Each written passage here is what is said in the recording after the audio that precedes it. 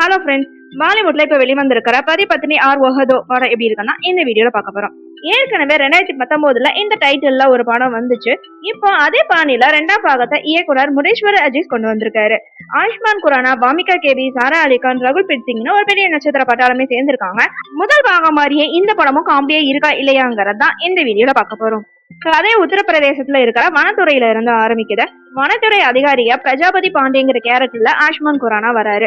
ஒரு அமைதியான குடும்பஸ்தனா இருக்காரு. அவரோட மனைவி அபர்ணாங்கிற கேரக்டர்ல வாமிகா கேபி வராங்க.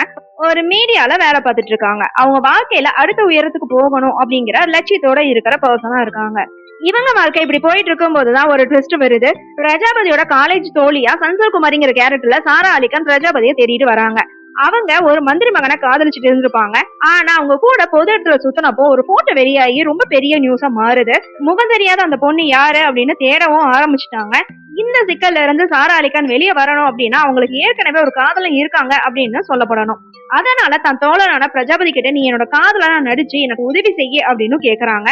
வேற வழியே இல்லாம பிரஜாபதியும் அந்த இக்கட்டான சூழல்ல சிக்கிறாரு. இன்னொரு பக்கம் மந்திரி தன்னோட மகன் காதலிக்கிற அந்த பொண்ணு யாரு அப்படின்னு கண்டுபிடிக்கிறதுக்காக ஒரு மீடியா ஜேர்னலிஸ்டான அந்த அபர்ணா கிட்டேயே பொறுப்பா ஒப்படைக்கிறாங்க. இப்போ அபர்ணாவே அந்த பொண்ணை தேடவும் ஆரம்பிக்கிறாங்க. அந்த நேரத்திலேயே பிரஜாபதிக்கும் நிலோபர் கேரக்டர்ல இருக்கிற ரகுல் பிரீத் ஏதோ கனெக்ஷன் இருக்குமோ அப்படின்னு பிரஜாபதி மேல அபர்ணாக்கு சந்தேகமும் வருது. இப்போ ஒரு பக்கம் மந்திரி, ஒரு பக்கம் சந்தேகமா இருக்கிற மனைவி, இன்னொரு பக்கம் தோழிக்காக நடிக்கிற டிராமா அப்படின்னு ஆயுஷ்மான் குரானா மாட்டிட்டு முழிக்கிற ஒவ்வொரு காட்சியுமே சிரிப்பலைன்னே சொல்லலாங்க. குறிப்பா போலீஸா வர விஜய் ராஜ்பால் வர காட்சிகள் படத்துக்கு பெரிய பிளஸ்னே சொல்லலாம். அவர் ஆயுஷ்மானை பார்த்து சொல்ற எல்லா கலர்ஃபுல் கமெண்ட்ஸுமே சிரிப்பலைன்னே சொல்லலாம். கிளைமேக்ஸ் அப்படியே சுந்தசிய படத்தை ஞாபகப்படுத்துற மாதிரிதான் இருக்கு. எல்லா கேரக்டருமே கடைசியில ஒரே இடத்துல ஒண்ணு சேர்றாங்க.